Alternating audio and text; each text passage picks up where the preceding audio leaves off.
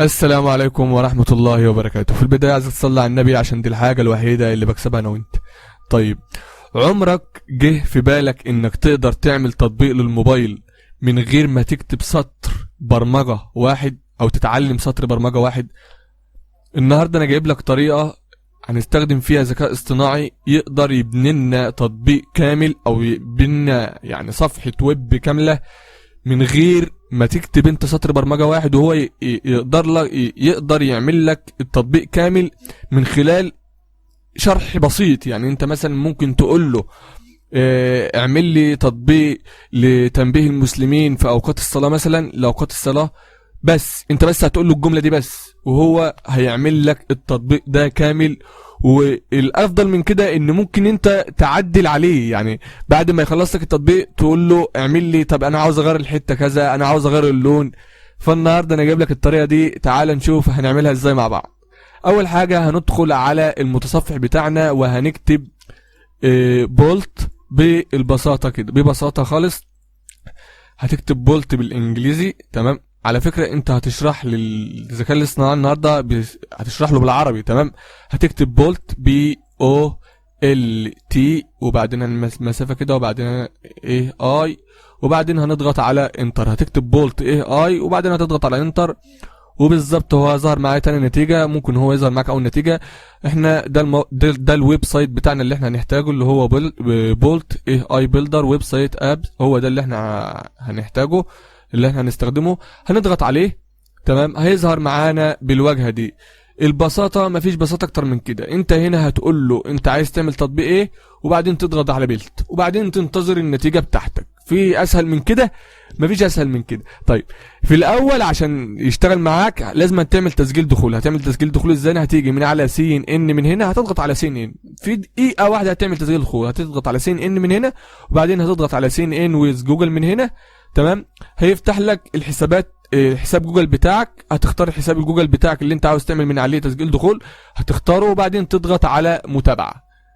بعد ما تضغط على متابعة هيرجعك للصفحة اللي احنا كنا واقفين عليها، اللي هي بتاعت المكان اللي انا قلت لك هتكتب فيه او هتشرح للذكاء الاصطناعي التطبيق بتاعك. هتيجي تقف هنا. انت دلوقتي عملت تسجيل الدخول، هتيجي تشرح انت عايز تعمل ايه. شوف اي فكرة تيجي في دماغك اشرحها هنا بالعربي، ما تروحش بقى لشات جي بي تي وتقول له اعمل لي بروميت وكلام من ده. لا لا لا لا، اشرح له هنا.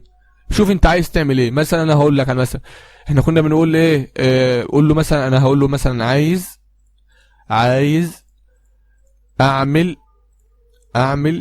تطبيق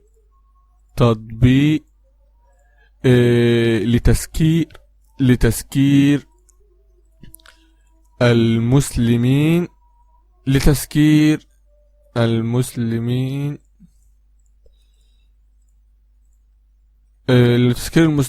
اوقات الصلاة.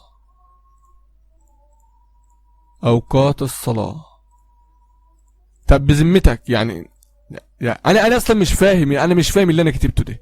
هو هيعمل لنا برضو التطبيق، انت فاهم؟ فمتخيل انت تقدر تعمل ايه بالذكاء الاصطناعي؟ فتعال نشوف النتيجة. انا بقول له دلوقتي عايز اعمل تطبيق لتذكير المسلمين اوقات الصلاة. تعال نشوفه كده هيعمل لنا هو ايه او ايه النتيجة اللي احنا هنحصل عليها. هنضغط على بيلت ناو وبس كده. انت بقى ضغطت على بيلت ناو، استنى انتظر النتيجة بتاعتك. وخد بالك الموقع ده مجاني. خلينا بس نشوف النتيجة بتاعتنا. احنا دلوقتي هنجرب التطبيق ذات نفسه. دلوقتي حالا هيظهر لنا هنا الواجهة هنا وهنشوف النتيجة بتاعتنا هتبقى ايه.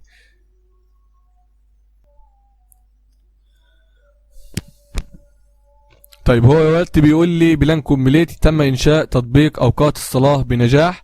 الصفحة الرئيسية عرض اوقات الصلاة الفجر الظهر. المفروض ان هو التطبيق هيظهر معانا هنا. مثلا هنقول له الصورة، هنقول له مثلا هو دلوقتي المفروض الصورة تظهر، وهي الصورة ما ظهرتش. فببساطة هنقول له التطبيق التطبيق ما فتحش ليه. هنشوفه كده هيقول لنا ايه. طيب، هو المفروض دلوقتي التطبيق يفتح بس هو ما فتحش، فبتبدا تتشات معاه عادي. خلاص هو هيحل لك المشكله ان شاء الله. فنشوفوا كده ايه الدنيا. دعني اتحقق من المشكلة.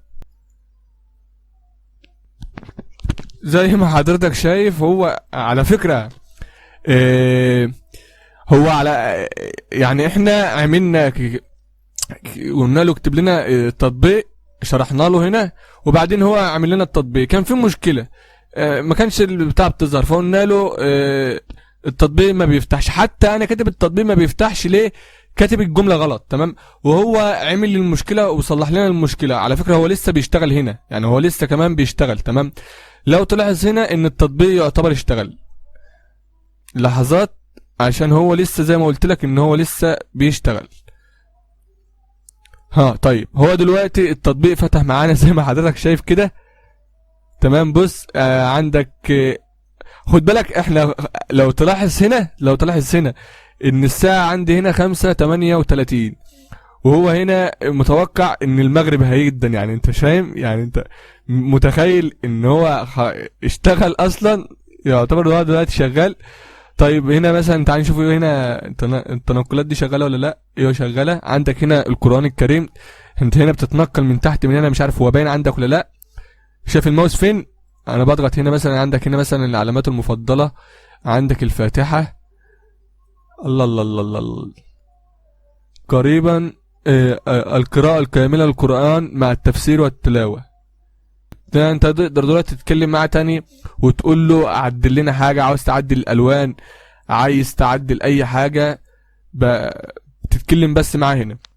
بس لو تلاحظ هنا اللي هو بيقول لك ايه، التوكن بتاعك خلاص انت خلصت التوكن بتاعك النهارده، فبتيجي بعد 24 ساعة فبتلاقي الكلمة دي راحت، وبيفتح لك فترة مجانية تاني تقدر تعدل على التطبيق بتاعك من هنا.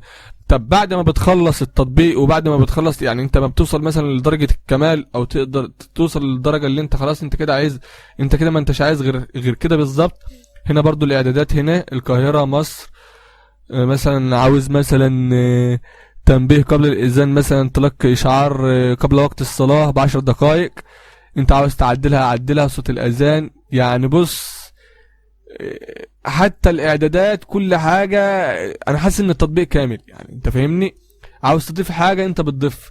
الصلاة القادمة المغرب، والله العظيم مظبوط يا جدعان. 10 رمضان 1900، والله احنا فعلا احنا. طب أقول لك إيه، إن النهاردة الجمعة فعلا 27 فبراير اهو، والله 27 تاريخ هنا تحت اهو، موجود هنا تحت اهو، نفس الكلام.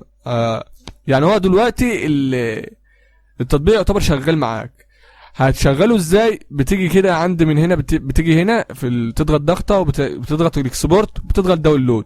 بعد ما بتضغط داونلود تمام، هو الملف بينزل معاك. على فكره يعتبر نزل كده، بتفتح المكان اللي نزل فيه بينزل مضغوط بالشكل ده. طيب بتفك الضغط عليه. تمام. هو كده مش ملف اي بي كي، يعني مش ملف ان انت تاخده تسطبه على التليفون على طول. تمام. انت لسه هتاخد الملف ده وتروح تحوله من خلال اداة تانية، اللي هو يبقى ملف اي بي كي تسطبه بقى كتطبيق. تمام. هتقول لي انت كده يعني انا كده توهتك وعملت لك حاجات ياما. هقول لك هو احنا اصلا ما عملناش حاجه، هو انت عملت حاجه اصلا يا عم انت؟ ده احنا بس كتبنا عايز اعمل تطبيق للتليفون وعمل لنا التطبيق. في مشكله عملنا له، في مشكله حللنا المشكله. بعد ما حللنا نزلت التطبيق، واخد بالك هتستخدم الاداه التانية. بس انا في فيديو تاني بقى ان شاء الله، الفيديو الجاي ان شاء الله تستخدمها، او ممكن تسال شات جي بي تي يقول لك على الاداه دي تعملها ازاي. يعني حاجه بسيطه، يعني الموضوع بسيط خالص، بتدي له الملفات وهو بيضغطها لك. فالموضوع ابسط من كده مفيش. بس كده بكده وصلنا لنهايه الحلقه. لو استفدت معانا يا ريت تدعمنا باللايك والاشتراك، والسلام عليكم ورحمه الله وبركاته.